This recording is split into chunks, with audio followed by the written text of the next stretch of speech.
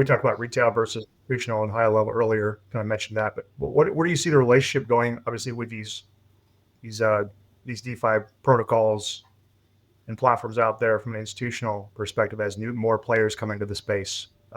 What's the perception? How do they view DeFi? Obviously, it's very unique in the process, as we all know. Just curious. It's actually pretty interesting. Last week I was in DC and we had a crypto capital event.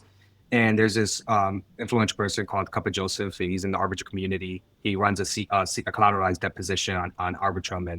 And there's this like, some people call it a dark underbelly, or some people just say like this how it is. But there's a lot of under the table deals when it comes to these protocols.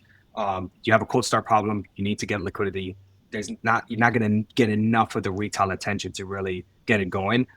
So some of these institutions will come in and be like, hey, we can, provide liquidity here, and you'll see the TVL go up, which is why you have to like look into the DeFi llama, and you see like all of a sudden TVL goes up and sustains for a certain time period and then it goes down.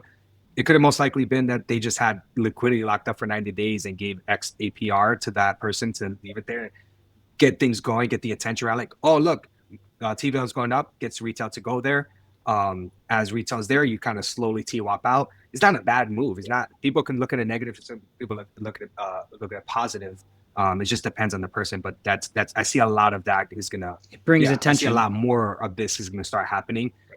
Especially with institutional coming in, because they have a lot of that capital that they can put in. Because I talked to buddies of mine. They're in banking and other people that used to work for Bank of America and other areas, and I tell them that there are places they can put their US dollars and earn double-digit yields, and they're just mind blown. Like, how is that even possible?